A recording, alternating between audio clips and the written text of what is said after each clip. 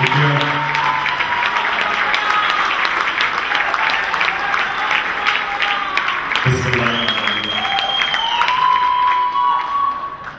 you. Moses Fatima Zad. मैं सबसे पहले तो पहली पॉलिटिकल फंड रेजिंग जो सैन फ्रांसिस्को में हो रही है उसका मैं आप सबके आने का शुक्रिया अदा करता हूँ और आपको डॉक्टर नसरुल्लाह ने मुतमईन कर दिया होगा कि आपको FBI से कोई फिक्र नहीं है अगर आप फंड दे दें तरीके से। बार बार उन्होंने आपको बताया कि बिल्कुल लीगल है, लीगल एंटिटी है, आपको जहाज से उतारेंगे नहीं, इंटरोगेशन भी करेंगे आपको।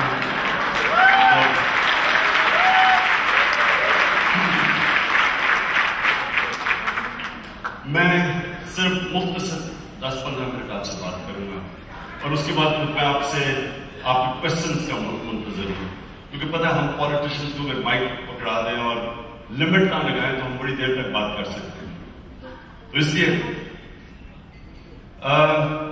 खुशखबरी आपको मैं देना चाहता हूं कि कोई भी पॉलिटिकल पार्टी अब इंशाअल्लाह तहरीक इंसाफ को नहीं रोक सकती।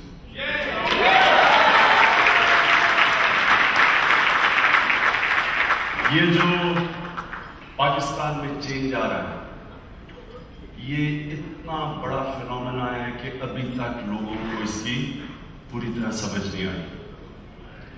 हमने जब 30 अक्टूबर का जब जलसा चैलेंज लिया मीनारे पाकिस्तान में, तो बहुत लोग मजाक उड़ाए थे कि मीनारे पाकिस्तान इतना बड़ा है, और एक हमारे मुखालफिन नून लीग के सेनेटर ने बेट लगाई कि वो पॉलिटिक्स छोड़ देगा अगर वहां 20-30 हजार से ज्यादा लोग आए। तो ये इसलिए कि कोई एंटिसिपेट नहीं कर रहा।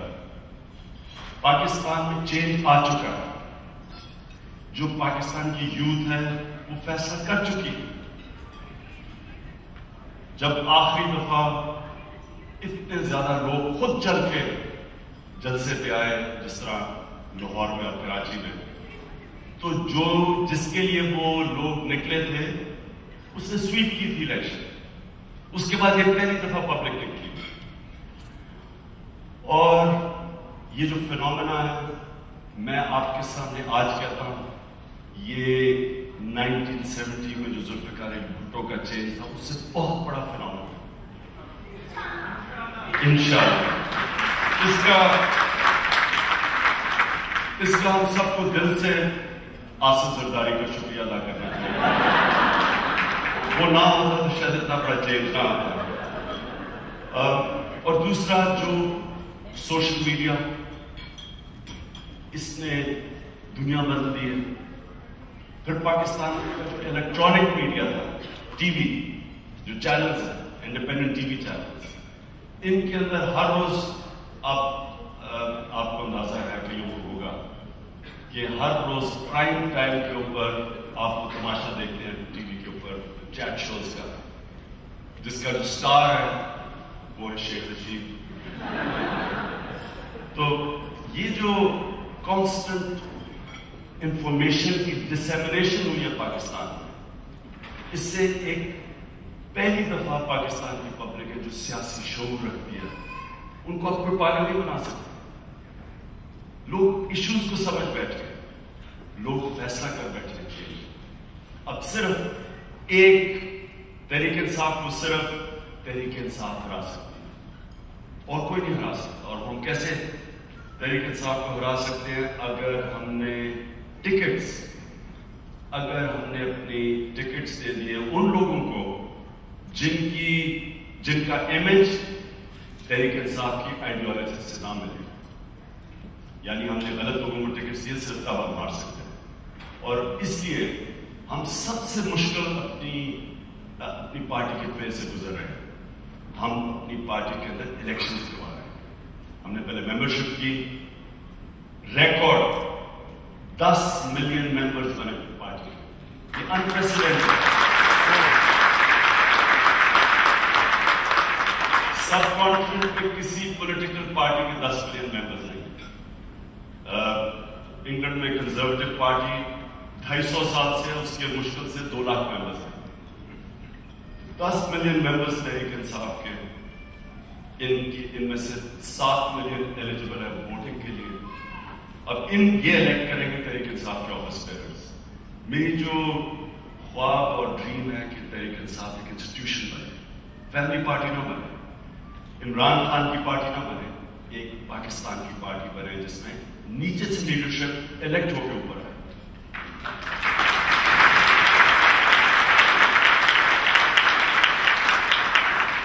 کیونکہ باقی پارٹیز تو آپ کو پتہ ہی ہے، پہلے وہ خود ملک کو 20-30 سال سے ان کی شکلیں دیکھا تھا، ان کے بچے تیار ہو گئے باریاں لینے کے لیے. تو تحریک انصاف اپنے یوتھ کو موقع دے گی. کوئی بھی پارٹیسپیٹ کر سکتا ہے. اوپن الیکشن ہیں. اسلام آباد کا ہمارا الیکشن ہو رہا ہے 2 کو، پہلا اسلام آباد سے شروع کر رہے ہیں. تو 1500 لوگوں نے نامینیشن بھرے. یہ ایک نیا کلچر ہے پاکستان میں. پہلے پارٹی اپنے اندر ڈیموکریسی لے کے آئے گی اور پھر انشاءاللہ جینوئن ڈیموکریسی پاکستان کے اندر لے کے آئے گی. تو دوسری جو ہم نے سب کو چیلنج کیا ہے ساری پارٹیز کو، ساری تحریک انصاف کی لیڈرشپ اپنے ایسٹس اور اپنے ٹیکس ڈکلیئر کیے اور اپنی ویب سائٹ پر ہم نے ڈال دی. یہ کبھی پاکستان میں نہیں ہوا اور ہم کسی کو ٹکٹ نہیں دیں گے پارٹی کا جب تک وہ اپنے ایسٹس ڈکلیئر نہیں کرے گا اور اپنا یہ نہیں بتائے گا کہ وہ ٹیکس کتنا دیتے ہیں.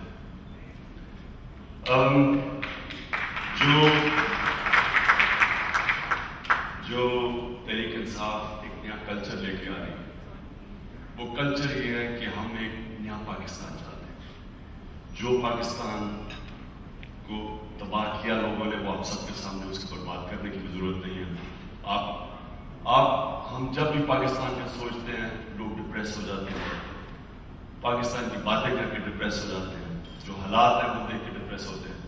لیکن میں آج آپ کو کہنا چاہتا ہوں کہ یہی حالات تھے فرینچ ریولوشن سے پہلے، جب چارلز ڈکنز کی فیمس صحیح تھی کہ it was the worst of Times and it was the best of Times. Pakistan میں بھی ایک طرف تو برا وقت ہے، لیکن یہ میرا 16 سال پالیٹکس میں یہ پہلی دفعہ میں پاکستان کے لیے اتنا آپٹمسٹک ہوں. میں سمجھتا ہوں کہ اس میں جو چینج آ رہا ہے یہ اتنا فنامنل چینج ہوگا کہ یہی پاکستان اپنے آپ کو ٹرانسفارم کرے گا.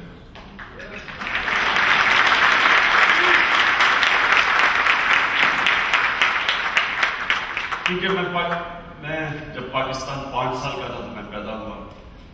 میں نے پاکستان ہم جب 60s میں ہم جب بڑے ہو رہے تھے تو اتنی آپٹمزم تھی پاکستان میں، اتنا فخر تھا لوگوں کو پاکستان میں. سب سے تیزی سے پاکستان کی اکانومی گرو کر رہی تھی. پاکستان کی یونیورسٹیز انٹرنیشنل اسٹینڈرڈ کی تھی، میڈیکل کالجز انٹرنیشنل اسٹینڈرڈ کے تھے. پاکستان کے گورنمنٹ اسکول سے سب سے بہترین ٹیلنٹ نکلتا تھا پاکستان میں.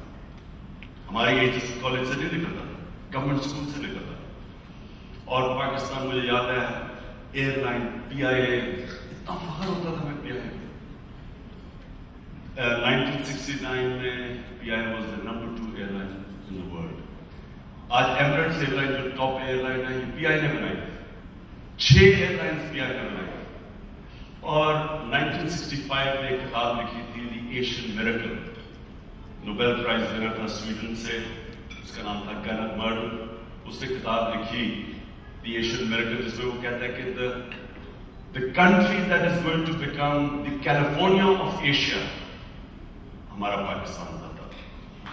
تو اس نے یہ اسسمنٹ کی بڑی کہ پاکستان کی اس ساری ریسورسز کی 12 کلائمیٹس ہے پاکستان میں، 12 موسم ہے.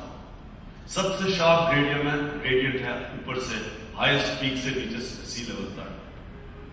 اس میں منرل ریزروز پڑے ہوئے ہیں، زرخیز زمین ہے، وائبرنٹ پاپولیشن ہے. تو اس نے سارا اسیس کر کے کہا تھا کہ سب سے تیزی سے جو ملک آگے بڑھے گا سارے ایشیا میں پاکستان. تو اگر وہ نہیں ہوا تو ایک ورڈ گورننس. تیسری دنیا صرف ایک وجہ سے، ریسورسز کی کمی نہیں ہے، گورننس سسٹم نہیں۔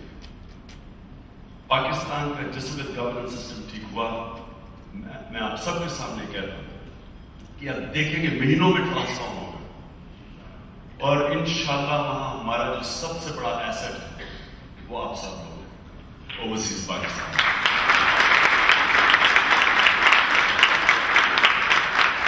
ایک ڈسفنکشنل سسٹم، اس کا جو فال آؤٹ تھا ایک ڈسفنکشنل سسٹم کا کہ ہمارا بہترین ٹیلنٹ باہر چلا گیا، لیکن اس کا پازیٹیو فائدہ ہر چیز میں سلور لائننگ ہوتی ہے۔ اس کی جو سلور لائننگ وہ یہ کہ جو ٹیلنٹ باہر گیا انہوں نے انٹرنیشنل لیول پہ کمپیٹ کیا، ان کے اندر کانفیڈنس آیا۔ یہاں کیسے بڑے ٹیلنٹڈ لوگ بیٹھے ہوئے ہیں، جس طرح میں جب پہلی دفعہ انگلینڈ گیا کرکٹ کھیلنے کے لیے، تو جب تک ہم نے کوالٹی انٹرنیشنل لیول پہ کمپیٹ نہیں کیا ہماری اسٹینڈرڈ اوپر نہیں جانے تھی، تو ہم نے کیونکہ باہر کمپیٹ کیا تب ہمارا اسٹینڈرڈ اوپر گئی۔ اسی طرح آپ نے جو کمپیٹ کیا ہے انشاءاللہ جب ہم نیا پاکستان بنائیں گے آپ کے ٹیلنٹ کی ضرورت ہوگی۔ اصل تو آپ کا تب فائدہ ہوگا جب آپ انویسٹ بھی کریں گے، آپ اپنا کیپٹل، ہیومن کیپٹل بھی آئے گا اور فزیکل کیپٹل بھی آئے گا جب گورننس سسٹم ہم ٹھیک کریں گے۔ ابھی بدقسمتی سے جو ہمارا سسٹم ہے وہ سارا ٹیلنٹ کو باہر نکال دیتا ہے۔ سب سے کرپٹ ایلیمنٹ آج بڑے بڑے عہدوں پہ بیٹھے ہیں، بلکہ کوالیفیکیشن ہے کہ اگر آپ کو بڑا عہدہ ملے گا تب جب تک آپ نے کوئی جرم نہ کیا ہو۔ اور گورننس سسٹم مینز جو سنگاپور کی اگر آپ ساری سٹوری پڑھیں تو صرف ایک ہی چیز تھی سنگاپور میں، ایک ایماندار پرائم منسٹر آیا، اس نے صرف سسٹم ٹھیک کیا، صرف اس نے بیوروکریسی کو ڈی پولیٹیسائز کیا، پولیس کو غیر جانبدار بنایا، اور جو گورنمنٹ کارپوریشنز تھی ان کے اوپر پروفیشنلز کو رکھا۔ یہ کوئی راکٹ سائنس نہیں ہے، یہ ہم ہندوستان کی بڑی سملر کنڈیشنز ہے کئی اسٹیٹس کی۔ بہار جو اسٹیٹ تھی 8-9 سال پہلے 3% گروتھ ریٹ، وہی پاکستان کا حالات، کرپشن، پولیس کرائم میں لگی ہوئی تھی، بیوروکریسی کام نہیں کر رہی تھی۔ ایک ایماندار چیف منسٹر نے بہار کو چینج کیا، پولیس کو ٹھیک کیا، گورننس سسٹم ٹھیک کی، اور آج بہار کی گروتھ ریٹ 13% ہے، سب سے تیزی سے ہندوستان میں آگے بڑھ رہی ہے۔ تو یہ پاکستان میں انشاءاللہ ہم آپ کو ثابت کر کے دکھائیں گے کہ اس میں ہر قسم کا ٹیلنٹ ہے، صرف ایک اوپر سے سسٹم ٹھیک کرنا ہے، کرمنلز کو ہمیں جیل میں ڈالنا ہے، پریزیڈنٹ ہی بنا دینا، اور انشاءاللہ دیکھیں گے کتنی تیزی سے آگے بڑھے گا۔ میں آپ کو